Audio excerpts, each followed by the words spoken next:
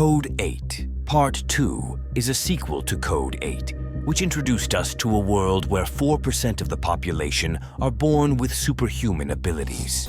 For instance, we see in the film that Pavani uses her abilities to broadcast live K9 footage to the public, something that is not feasible for all people. So let's get started and solve its mysteries by delving into the story.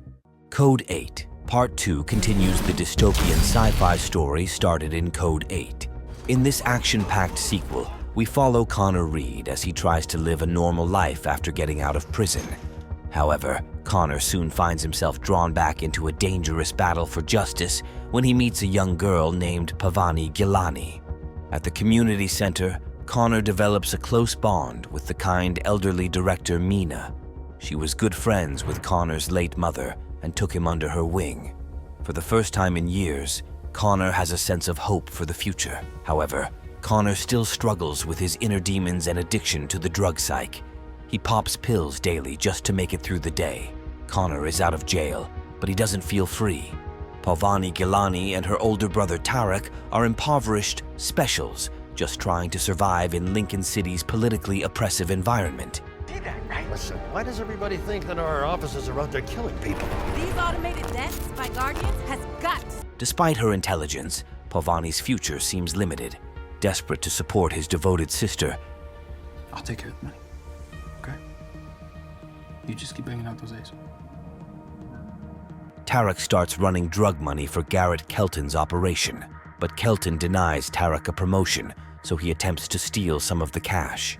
After Tarek takes the money, Sergeant King uses lethal force to recover it, sending a deadly K9 robot to hunt Tarek down and fatally inject him with Psyche.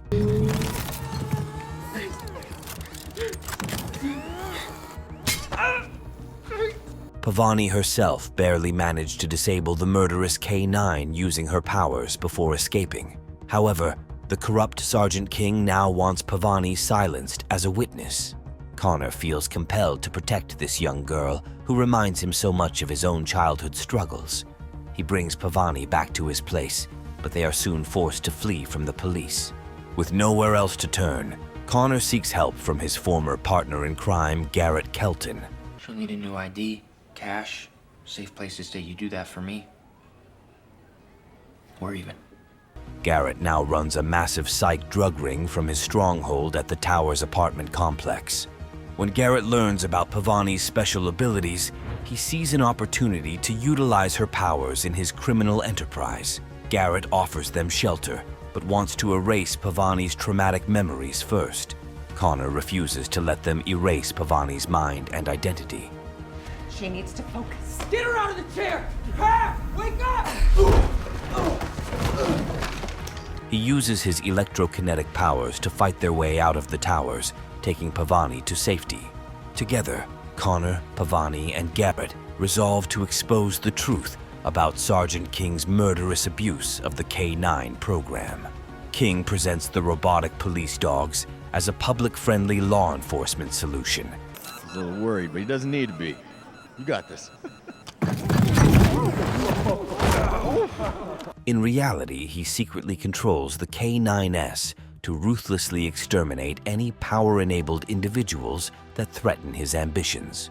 King collects huge bribes from criminals like Garrett to allow their activities. Connor hatches a dangerous plan to infiltrate King's home and steal video evidence from his personal K9. After a tense heist mission, they retrieve the incriminating data. When Garrett betrays them again, I trusted you! I'm sorry. This is bigger than your brother. Connor and Pavani make a bold move. With King's forces attacking the towers, they fight their way outside to a media van.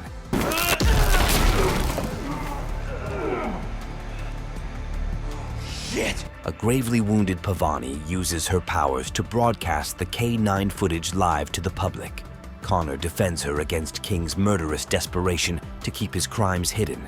For Pavani and Connor's heroic actions, King's horrific abuses are exposed at last. King is arrested as his political career crumbles. Connor and Pavani narrowly survive the battle. In the aftermath, Connor reopens the community center to help and inspire the youths of Lincoln City. Though still scarred by his experiences, he has found a new purpose. Pavani, who is slowly recovering from her injuries, comes to thank Connor.